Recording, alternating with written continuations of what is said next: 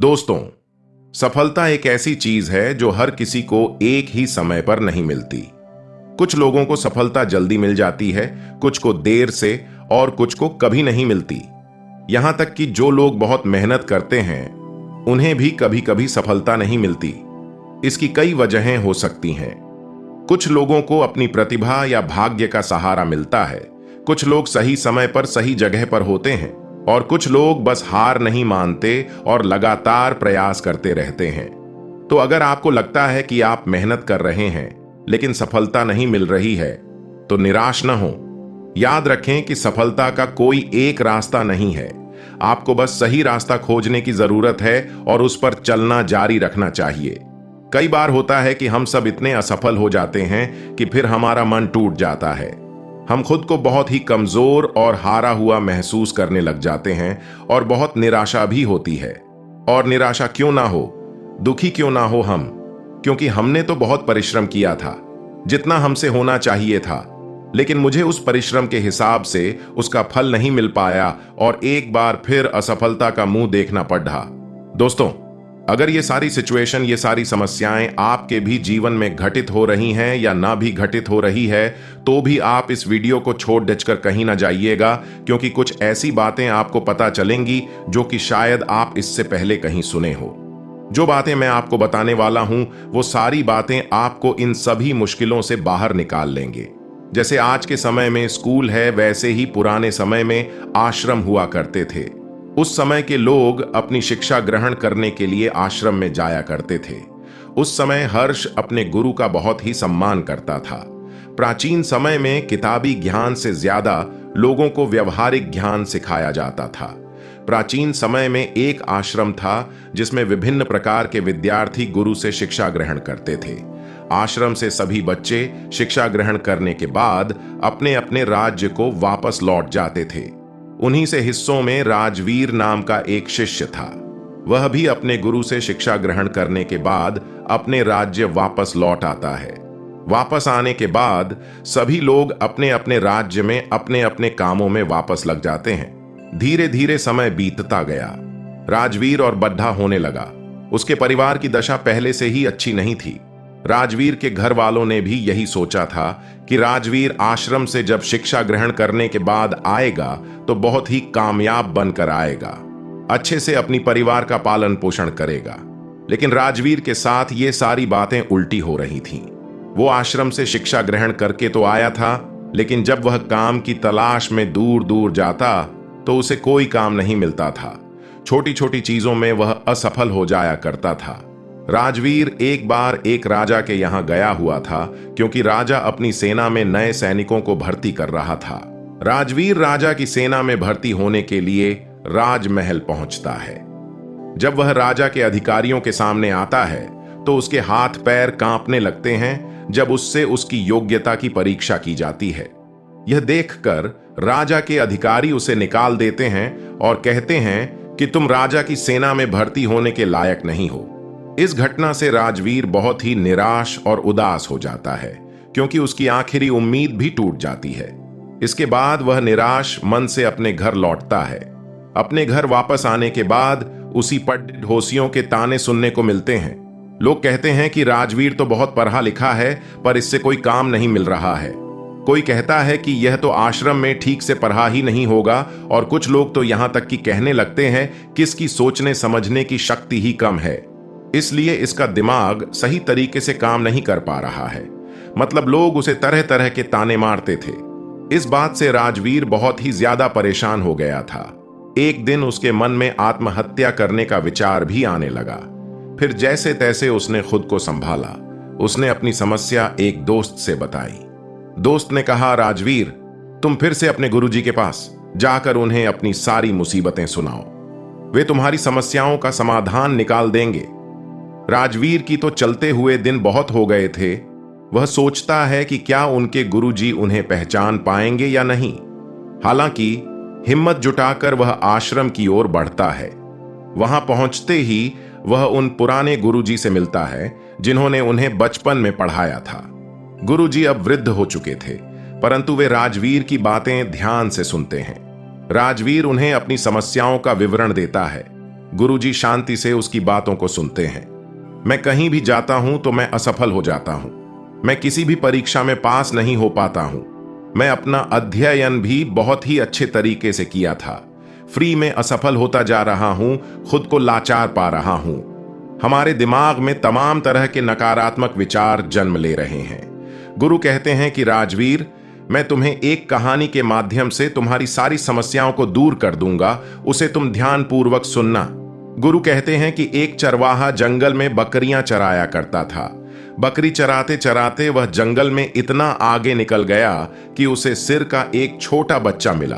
उस बच्चे ने अभी तक आंखें नहीं खोली थीं। छोटे बच्चे सभी को प्यारे लगते हैं, इसी जानकारी के साथ कि वह एक शेर का बच्चा है। उस देखभालक ने उस शेर के बच्चे को उठाया और भेड़ों का दूध पिलाया। वह बच्चा धीरे धीरे बड़ा होने लगा। भेड़ों के बच्चों के साथ खेलता, उनके साथ घास खाता और भेड़ों की तरह बोलता, खुद को भेड़ ही समझता था।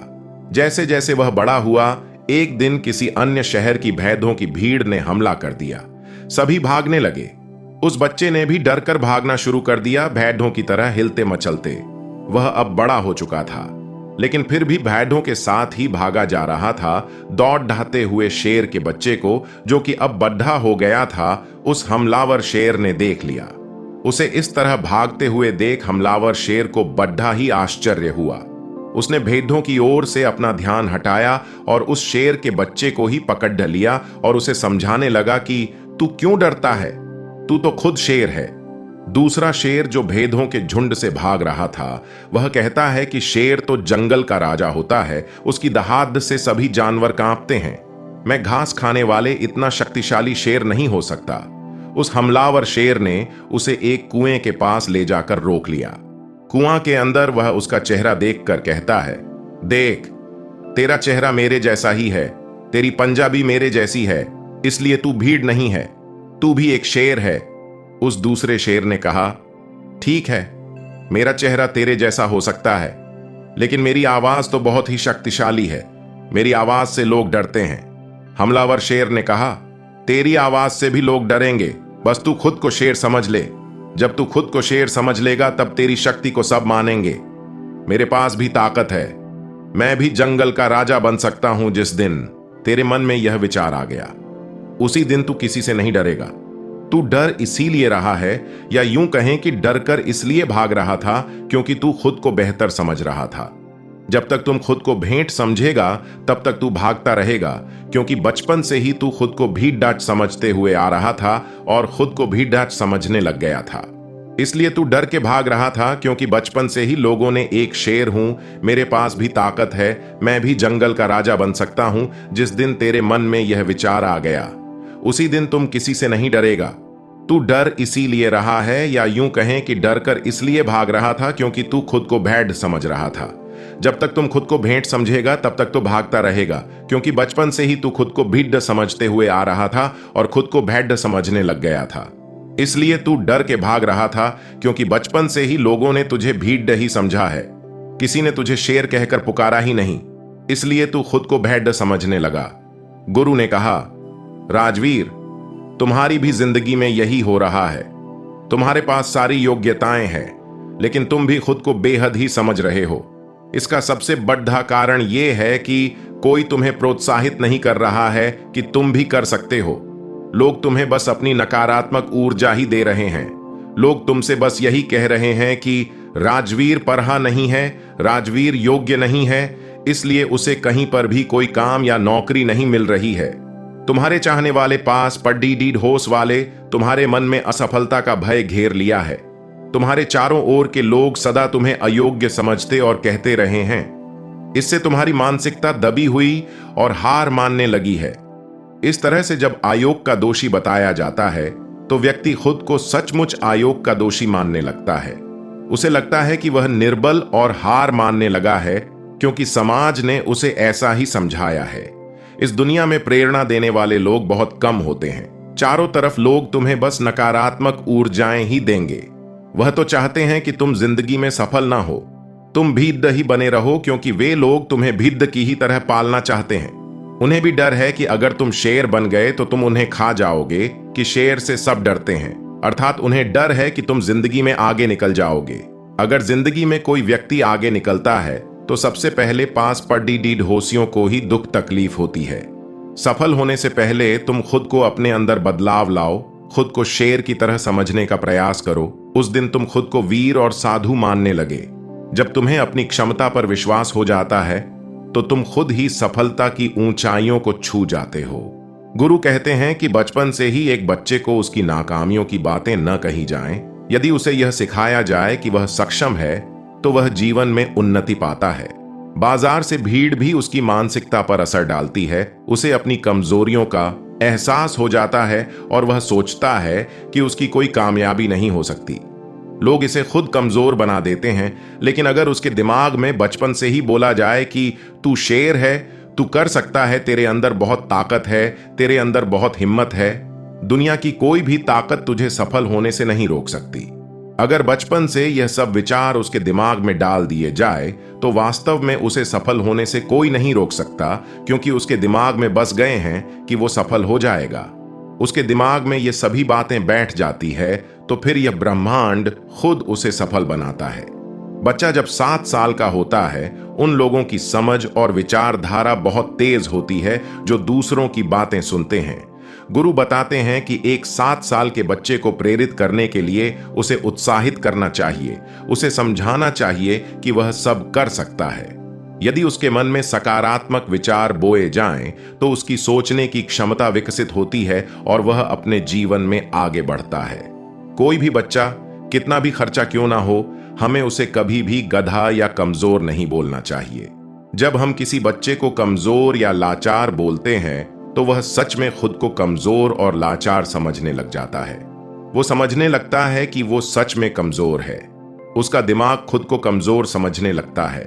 उसे लगता है कि वास्तव में वह कुछ नहीं कर सकता, क्योंकि बचपन से उसे बोला जा रहा है कि तू यह है, तू हुआ है तो यह नहीं कर सकता, तू है नहीं कर सकता। तो यह तमाम विचार उसके दिमाग में बैठते ही वह व्यक्ति आगे की सोचने की क्षमता खो देता है। वह तो बढ़ता जाता है, लेकिन उसके दिमाग में अच्छे विचारों की कमी होने से उसकी प्रगति पर असर पड़ जाता है। जब किसी के दिमाग में सकारात्मक सोच की बीज बोए जाते हैं तो वह जीवन में उन्नति के मार्ग पर अग्रसर होता है। राजवीर, तुम्हारे साथ भी ऐसा हो रहा है। बचपन से ही तुम्हारे मन में नकारात्मकता की बूटी बोई गई है, जिसका असर आज भी तुम्हारी सोच पर बना हुआ है। तुम बिना डरे हुए खुद को सकारात्मक ऊर्जाओं से पहले भरो। जब तुम खुद को सकारात्मक ऊर्जाओं से भर दोगे तो फिर तुम अपने आप सफल हो जाओगे। सफलता के द्वार तुम्हारे लिए खुलने लगेंगे। गुरु कहते हैं कि कहीं पर जाने से, कुछ भी करने से पहले अपने मन को सकारात्मक ऊर्जाओं से भरो। तुम्हें असफलता या नकारात्मक विचारों पर ध्यान ही नहीं देना है, तुम्हें बस खुद को सकारात्मक ऊर्जाओं से भरना है। तो जब सुबह उठो और रात को जब सोने जाओ, तब महसूस करो कि हम भी कर सकते हैं, हम असफल नहीं होंगे। विश्वास करो, आप में भी अनगिनत सामर्थ्य है। धीरे धीरे आप महसूस करेंगे कि सफलता के द्वार आपके लिए खुलने लगे हैं। गुरु आगे बताते हैं कि राजवीर, तुम इस कार्य को आज ही आरंभ कर दो। जब तुम इसे आज से ही आरंभ कर दोगे तो तुम जल्द ही उसके प्रभाव को अनुभव करोगे। इतना कहकर गुरु शांत हो गए। राजवीर अपने गुरु को प्रणाम करते हुए सकारात्मक ऊर्जा से भरा हुआ आश्रम से घर लौट आया। राजवीर ने गुरु के साथ 2 महीने तक कड़ी मेहनत की। उसने अपने अंदर के डर को दूर किया और खुद को सकारात्मक ऊर्जाओं से भर दिया। एक दिन राजा के सैनिक उसके गांव आए। उन्होंने घोषणा की कि राजा की सेना में कुछ नए सैनिकों की भर्ती की जा रही है।